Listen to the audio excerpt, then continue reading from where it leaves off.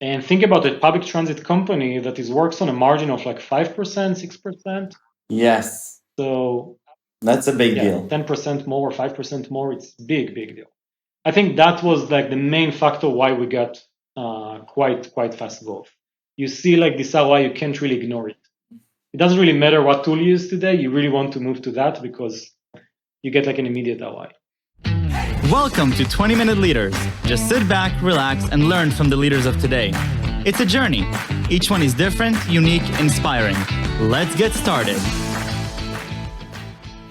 This episode is powered by J Ventures, a community-driven VC fund in Silicon Valley, in partnership with Leumi Tech, sponsored by Homeward Ventures, Hippo Insurance, Upwest Labs, Synergy Global, Hillel at Stanford, Leap, Birthright Excel, Serona Partners, and in media partnership with C-Tech. Let's talk about public mobility. Meet Amos Haggiag, CEO and co-founder of Optibus, a software platform that nourishes freedom of movement and sustainable cities by bringing much-needed innovation to public transportation.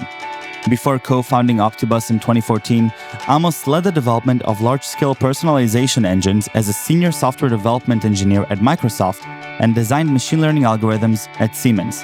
He is the recipient of several prestigious math and technology awards, including the Intel Prize for Software Engineering, the Elkin Prize for Information Technology, and the Wolf Prize for Mathematics. Amos Haggiag, welcome to 20-Minute Leaders. How are you? Great. Thanks for having me. Thank you so much for being here. Optibus, one of the companies we're most proud of in our tiny but beautiful Israel, and a company that not only is doing something really cool technologically, but is really changing and shaping the way that people interact with their surrounding and with the world around the world. So operating in more than 500 cities, probably that LinkedIn post isn't updated either, and it's more than that by now.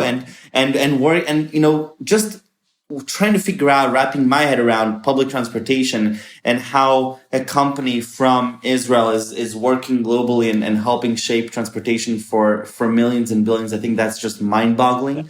And so I'm very thankful that you're here. Amos, who are you? How do you get to start a company in public transportation that operates around the world? Yeah. The story for Optibus, so we founded Optibus in 2014, but the story begins years before. My background is in tech. I studied math and computer science back in 2004. During first year at university, I met Eitan, who later became a co-founder at Optibus, and he's the CTO today of the company. I met him at university. We were both studying computer science and math. We were studying together.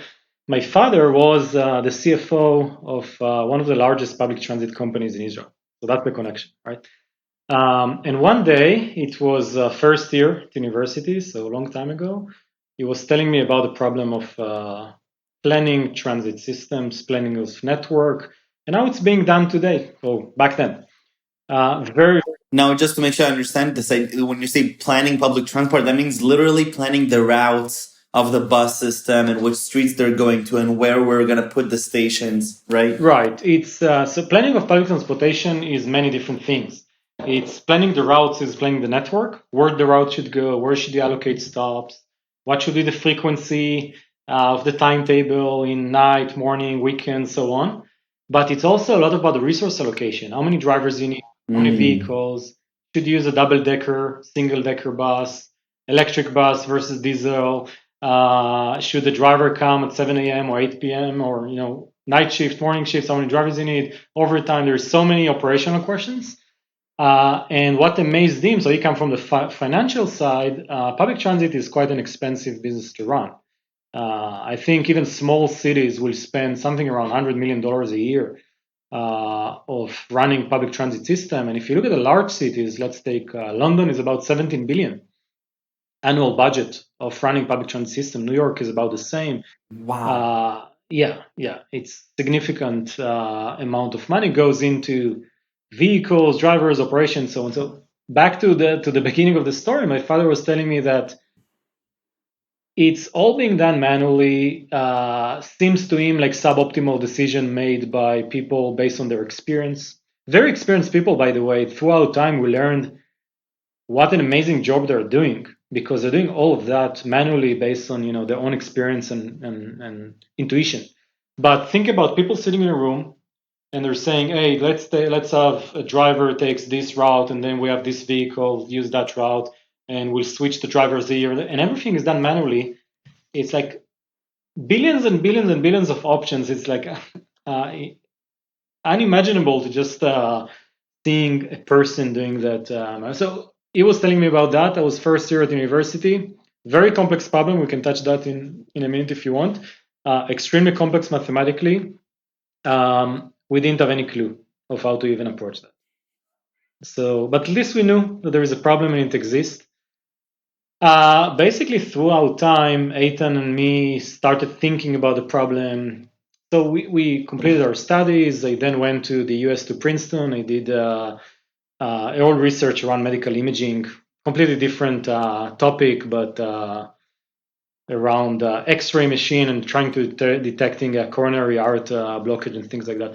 And later on worked at Microsoft in yet another completely different topic of Cortana, which was a personal assistant of Microsoft, building what became Cortana, but basically trying to match content to people needs and as a personal assistant.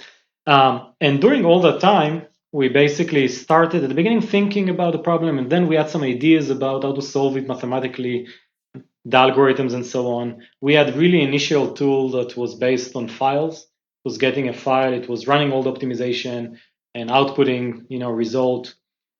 It was, when I look at what we have today, it was nothing even compared to what we have today. But I think it's like the best definition of an MVP, minimal viable product.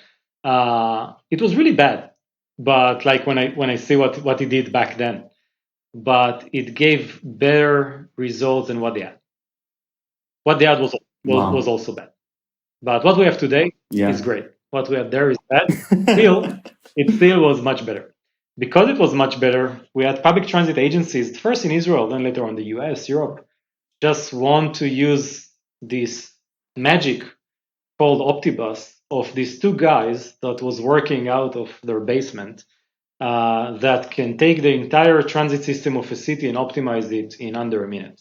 That was like kind of a magic for everyone. That was a work that used to take months and months, and in a minute you'll get to much better results, meaning millions of savings and all that.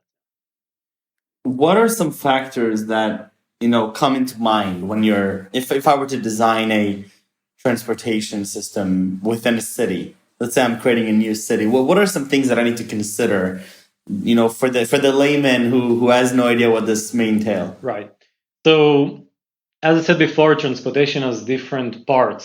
Right. The more strategic planning, when you say I have a new city, it's something like that, right? We have cases, by the way, where it is like a new city. So we do like event transportation. You have a large event. It can be like a large music festival or a large sport event or something like that. You have all the people that come to that event, and you want to design the best transportation system for these people. So it's similar Right. kind of. There is nothing there, right? It's a new event. It should be the Right. route. So basically, when you look at strategic planning, you look at mostly at demand and budget. So where Mm. people live, where they work, also transportation, a lot about equity. So it's not only about where's the biggest demand, but who are the people who need transportation the most. Low income Right. population, different type of population that maybe don't have a car. Maybe the only way of getting to work is using a bus or public transit. So you want to make sure that for these type of communities, you definitely have a service where they need it. So you take all this into account. You build a network. A network is a set of routes and timetable for different time of day and different days of the week and so on, and how those routes interact with each other.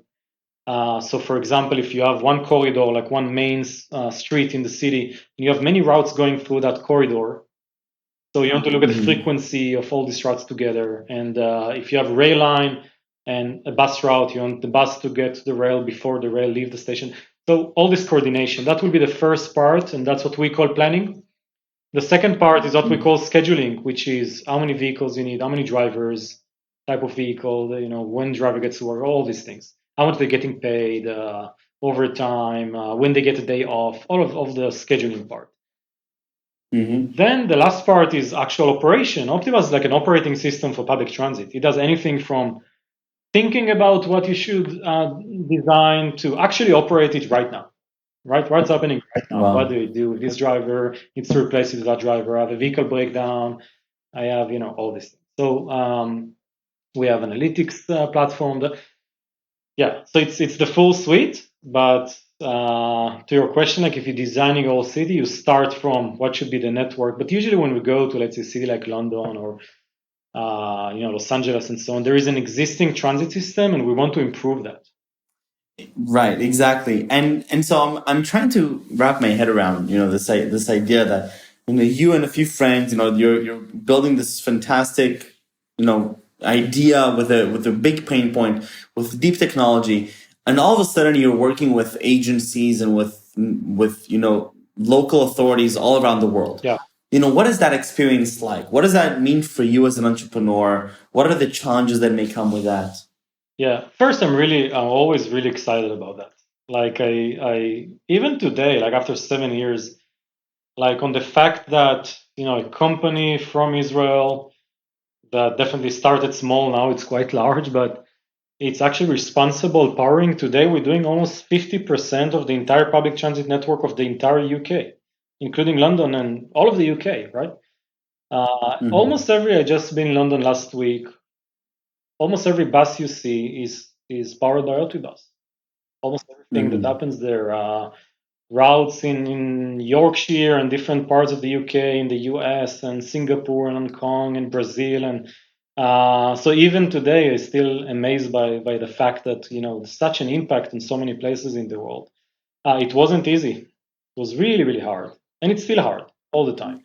Even today, where Optibus is really de facto standard of public transit systems, it's hard. You need to work with large transit agencies that used to use the same kind of methods, be it pen and paper, Excel Right. filed, or legacy system, whatever. But they used to do the same thing for like in the last 40 years, right? And here's a company coming from a new shiny tool and so on. But why should we change? So yeah, we developed throughout time methods of showing the value of our system before someone needs to make a decision to purchase. So we can take all the data of, let's say, New York, put it into Optibus, run all the algorithms, and show them how it can look like before you I start using see. the system. And it's actually quite accurate of what you do on paper versus what you actually get in field. And what was the growth like for you? Was it, first finding, product market fit, making sure that it works for 1, 2 cities, and then opening up and onboarding 498 more? Or was it more linear? What was that like? So we started in Israel. We were lucky enough to start with the largest public transit company in Israel, Egged, which is doing almost 50% of the entire country public transit. Wow. I think I always say to other founders where they think about, should we build a company for enterprise customers? Should we go after the long tail of like the small and medium size business? And I think the enterprise customer, they bring so much value to the development of the product because they have the highest and highest requirement, where smaller companies can say, yeah, I mean that they can go with that without all the. Right. I Yeah. think we started from the largest one in Israel. Then very quickly we grew to about like 90% of the market in Israel. I think like within less than Wow. 2 years. Before we even had like a good enough product, I would say at that point. And why is that? Is that because now they're seeing the value proposition through Egged? Is it because how do you attribute the fact that once you go with Egged, all of a sudden you have the rest are following So suit? I wasn't sure it was because we were with the largest one, or they said, okay, Optibus is probably the best because they went with the largest one. I think what was really helpful is that we can show the ROI very accurately and in quite fast. So we will go to a public transit company. We'll tell them, okay, you spend $100 million a year running your transit system. Maybe 75 million is driver wages, and 30 and 25 is a vehicle or or something like that, fuel, maintenance, and so on. We'll put all the data into Optibus, and that takes some time because you need to make sure the data is accurate and so on. Also, all the constraints, union agreements. So we do all of that. We do all this work. And then we let the system run and output different scenarios. And we'll tell them, hey, instead of 100 million, you can run it in 90 million. That's only $10 million of savings. And think about a public transit company that works on a margin of like 5%, 6%. Yes. So that's a big deal. 10% more, 5% more, it's big deal. I think that was like the main factor why we got quite fast growth. You see like this ROI, you can't really ignore it. It doesn't really matter what tool you use today. You really want to move to that because you get like an immediate ROI. Were there cultural adaptations that you needed to do as you're branching globally and you're working in more than 500 cities? So obviously, you're dealing with different cultures. And before you mentioned how minded you are to equity and diversity and figuring out, okay, which populations here needed more versus it's more of a luxury basis. How do you go about and do that at scale with so many different locations? So we started in Israel, then we moved to the US. First deal in the US, by the way, was done all through LinkedIn messaging. Actually. And quite fast, but it wasn't, let's say, representative of how deals are really made. Was lucky, I guess, to get the first customer in the US. Then we moved to Europe, started from the UK, then Germany. I think what we learned quite early on is that public transit is quite similar all over the world. And all over the world, I mean Africa, Hong Kong, Singapore, Brazil, US, Canada, Germany, Sweden, like many very different places. But public transit in the end is about vehicles, drivers, moving people around. So in that is very similar. But what is very different is that each company and each public transit agency has very different rules that they go by. It could be regulation and state rules and government so on, but it could be also union agreements and preferences of different transit companies. So what we did quite early on is that once we understood that, is we build it into the product. So you can customize it fully. Like you can say, I don't know, this driver needs a break every 4 hours, and you cannot drive more than 10 hours, and you should use a double decker here and single decker there, and like you can customize all that to anything you want. So the product is the same product, single, multi-tenant system, and you can customize it on the fly for each customer. Now, what we did learn after a few years is that you need to have, in terms of the go-to-market, sales, marketing, and also customer success, you need to have people on the ground, different languages first. The market are very close and everyone knows each other. Like it's really hard to go from Israel and sell to, a company in a random place in the world. So we have offices in many different places. Like we have in Europe, in many different places in Europe. We have in the US. We have in Brazil. We have that. I can only imagine the operation that one has to run at this stage. And going back and before Princeton and Microsoft, is there any part of you that feels that you're gonna go into this world, that you're gonna go into public transportation, or that you're gonna work in this type of role? I didn't think that this will happen back then. Even after years that we worked on Optibus, we had a product, it was working, we have customers, and doing all that while I'm working full-time job at Microsoft. Right. Even then, I wasn't like 100% sure that's what I'm going to do. I think the move of moving, let's say, from Microsoft to founding Optibus today, it looks trivial, but back then it wasn't trivial at all.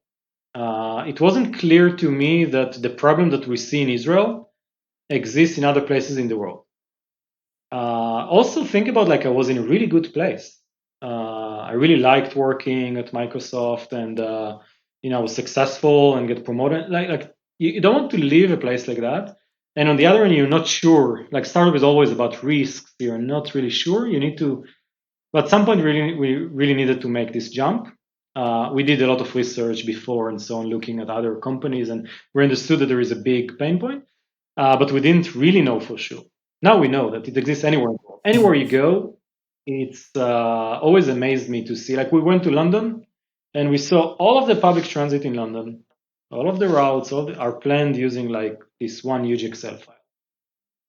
And you're saying, Wow. hey, it's like one of the best public transit networks in the world. Like, maybe 10 million people are, living in that area and so on. So yeah, there is a huge Was that one of industry. the aha moments that you felt, okay, like we get this, like we get what's happening here, we know what we need to be doing, it's go Yeah, time. that was definitely one of the moment. The industry is huge. The public transit is about $1.5 trillion industry. We are not only doing public transit; we're doing a lot of private transportation. We're doing, we're doing all the transportation for companies like Facebook, Apple, and others. We do event transportation, do universities, airports transportation. But yeah, public transit or mass transit in general is a huge industry. And it also affects the lives of billions of people around the world that really rely on like essential industry. And there is really no tech. It's a very low tech or no tech kind of industry. No AI, no optimization, no cloud computing. It's like really still stay there somewhere in the 80s. So lots of I love it. opportunity.